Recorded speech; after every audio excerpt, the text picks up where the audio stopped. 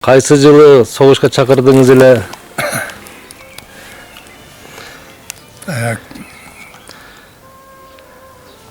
42. Жылы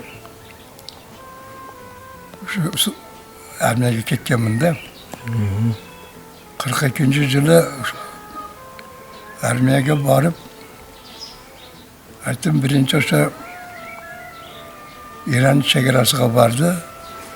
İran'ın çekerası da o yerde bir çay cürgenin o yerden bugün Türkmenistan'a geldik. Geldik Türkmenistan'dan o yerden kıskası Ukrayna'ya vardı. Çekerası da Çekerası. Ukrayna'da buldum. Belarus'ta buldum. Rumanya'da buldum. Polşa'da Merzat'ı barı çekerası akopkara basmagan yerde tüy akopkara basıp çekerası çıkartarak da kıyınçılık barı akopkara olsuz o şu akopkın içinde cam kırdım kapıken günümüz oldu kardayım kapıken günümüz oldu nemede Ukrayna'da o şu 43. Yılı bombalanan yerde bombada kalıp kantuşunu bulup o yine gösterecektim da. Evet, 23. yılı to'lib o'tasiz mı? 23 to'g'ri 42 yil ketganman. 21-22 yaşlarımda ketganman. 19 yaşınızda çakırılıb o'tasizmi? O'shanda. 19 yaş. 19 yaşda. 23-24 yaşınızda soğuştan qaytib kelgan ekansiz. Men armiyaga ketgandan keyin otam ranib bo'lib mana boshdan o'qib dumbasini bir olib ketgan yoshlarga kelgan otam. Ondan men borib kelib qoldim-da.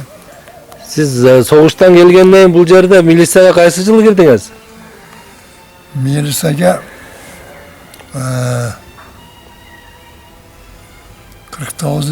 Yılı arza berib hani bir Abdülkadir çakırganda gelirsin dediler 49. 45. yıl girişiga nima 50. yıl girişide çakırıp beni Kızılkaya jo'natdi.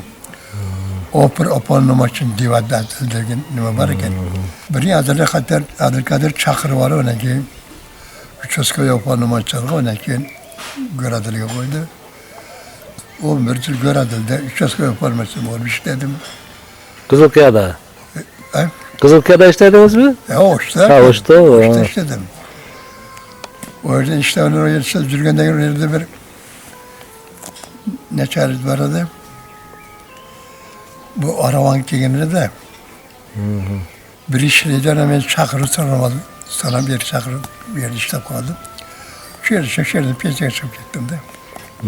O'shanda qaysi zvana bilan chiqdingiz pensiyaga? Mayor bilan. Mayor bilan. Mayor bilan. Mınau bayramga qarata elga bir o'zingizning qal'o tilayingiz bo'lsa aytib qo'ysangiz. Bayram endi bu bayram o'sha cho'ng bayramda bo'ldi. Bunda bayramda armiyam nasib qilaverdi ekan. Xudoga shukr endi bu turda bayramda bunday bayramda 15-kunida bayramda yani bari memleketimiz tinch bo'lsin, yurtimiz obod bo'lsin. Mana shu ko'p qatorda bordinglar, sog'-salomat o'ynab kulib yuraverginglar. Sizlar da pensiyaga chiqib bizni o'sha pensiyani yashirib sürüp yuraverginglar. Xudoyim umringizga baraka fayzi bersin, imoningizga quvvat bersin. O'ynab kulib sog'-salomat yuraveringlar, shu men qo'layman. Ha, to'g'ri.